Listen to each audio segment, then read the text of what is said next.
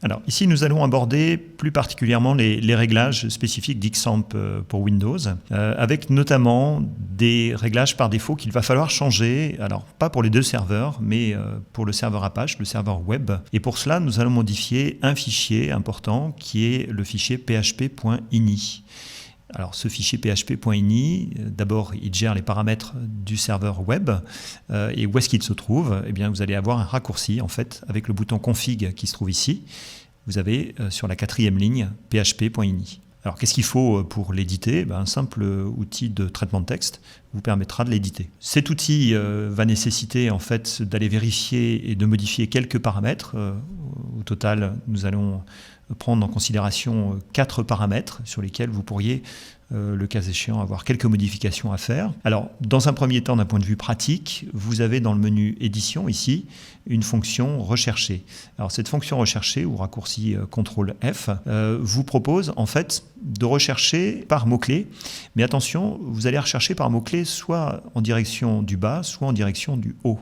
Et parfois, quand vous aurez fait une première recherche vers le bas et que vous arriverez en bas, l'outil ne sait pas remonter de façon automatique vers le haut. Donc il va falloir lui indiquer que cette recherche, si elle est infructueuse lors d'une première tentative, eh bien c'est que tout simplement vous êtes peut-être arrivé en bas de la page et que vous aviez commencé votre recherche en plein milieu par exemple. Donc il va falloir lui indiquer de rechercher quand même par sécurité vers le haut. L'inverse est également vrai. Voilà, ici je ne vous réexplique pas en fait. Haut, bas, si vous êtes en haut, en bas, etc. Alors, qu'est-ce qu'on va rechercher comme première fonction? Eh bien, le premier paramètre s'appelle display underscore error.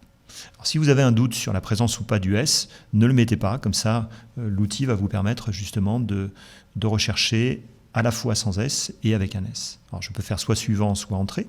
Alors, je m'aperçois que le premier résultat en fait qu'il me propose, ici, vous voyez, commence par un point-virgule. Or, ce point-virgule vous indique qu'il s'agit d'une ligne qui est commentée, donc inactive. Donc, globalement, si j'avais un doute sur est-ce que c'est cette fonction qu'il faut que je change, eh bien, la réponse est non, puisque nous n'allons modifier que des éléments qui sont actifs et donc qui n'ont pas ce point-virgule au début de la syntaxe. Donc, ce n'est pas la bonne. Donc, je fais suivant.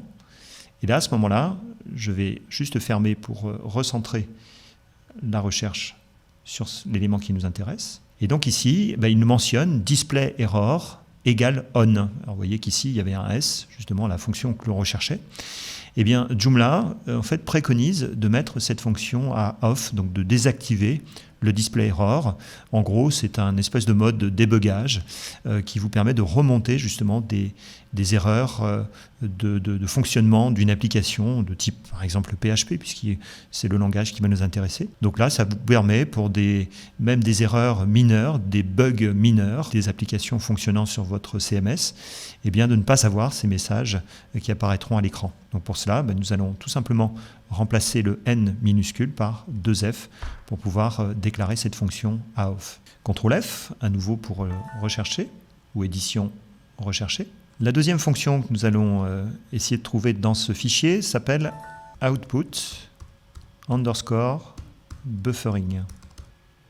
Impossible de trouver n'est pas forcément le gage justement du fait de ne pas l'avoir trouvé dans le document, c'est simplement le fait que nous soyons arrivés en bas de la page et qu'il faille lui indiquer justement de rechercher maintenant plutôt vers le haut. Donc ici, cette ligne qui nous met en surbrillance commence par un point-virgule, donc ce n'est pas la bonne ligne. Je fais suivant. Et ici, eh bien, nous avons la commande output buffering égale quelque chose, alors que tout à l'heure, nous avions un on. Eh bien, nous avons également besoin de désactiver cette fonction, et plutôt que de mettre off comme nous l'avions fait précédemment pour display errors, eh bien, nous allons mettre la valeur à 0, ce qui va justement déclencher la désactivation de cet output buffering, qui est une espèce de mémoire tampon. Troisième fonction, qui est en fait une vérification, simplement, la fonction upload max file size. Donc même chose, nous recherchons dans l'autre direction. Et ici, donc je vais remonter également dans la page pour vous le montrer un peu mieux. Cette fonction upload max file size correspond ici à une valeur et paramétrée pour 2 mégas, 2 M. Ça signifie en fait que votre serveur web ne vous autorisera à déverser sur les différents applicatifs que vous ferez tourner sur ce serveur, justement, de déverser des fichiers qui ne dépasseront pas justement ces 2 mégas. Or, quand on installera des extensions dans Joomla, de façon générale, des composants, des modules, des plugins, des packs de langue, des templates, eh bien, si ces fichiers font plus de 2 mégas, Joomla va vous dire je ne peux pas les déverser, donc les installer. Donc c'est pour ça qu'ici, nous allons modifier cette valeur et par exemple mettre 10, qui est une valeur complètement arbitraire, mais qui suffit amplement à l'usage que l'on va en avoir. Alors, si je regarde ce qui se passe un petit peu plus haut, vous voyez qu'un peu plus haut, on a la fonction file uploads égale on. Ça signifie qu'on autorise justement le déversement de fichiers, donc du local vers le serveur. Bien entendu, cette fonction doit être à on pour que vous puissiez ne serait-ce qu'installer des choses dans Joomla. Ensuite, vous avez un peu plus bas max file uploads. Il s'agit en fait du cumul maximal de fichiers que vous pouvez justement déverser d'un seul coup. Alors attention, il y a en plus de cette quantité qui est ici à 20, une taille maximale autorisée pour le cumul. Donc vous pourriez n'avoir finalement qu'un seul fichier à déverser et avoir déjà atteint le quota que le serveur vous autorise ou vous indique à ne pas dépasser. Voilà, donc 3 fonctions. Celle qui nous importe, c'est plutôt principalement celle-ci. 4e fonction, c'est une fonction qui, parfois, quand vous utilisez un PC qui a des ressources qui sont vraiment très très limites pour faire fonctionner un serveur web et un serveur MySQL, parfois vous allez avoir en fait des temps d'accès qui vont être relativement longs. Et ces temps d'accès sont parfois justement interprétés comme des attaques. Et donc ces serveurs se coupent à partir du moment où vous dépassez un certain délai. Donc là, ce que nous allons faire, c'est augmenter justement ce temps de façon à ce que, au-delà de ce temps, justement, il y ait une coupure de ces serveurs, mais avant d'atteindre cette limite, justement, les serveurs attendront une réponse éventuelle. Donc cette fonction débute par max execution, et nous allons, je pense, pouvoir la trouver juste avec ce mot-clé. Voilà, elle se trouve en fait ici, je vais zoomer dessus. Et cette valeur, vous voyez, par défaut, est ici mentionnée à 30, donc nous allons la passer allègrement à 300.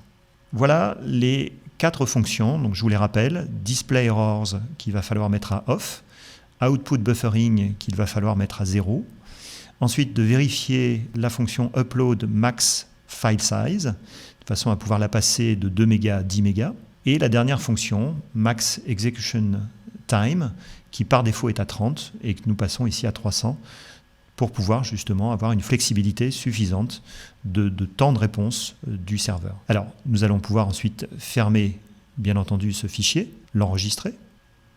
Et comme nous avions notre serveur Apache qui était déjà lancé, eh bien pour que ce fichier php.ini soit pris en compte, il va falloir arrêter le serveur et le redémarrer.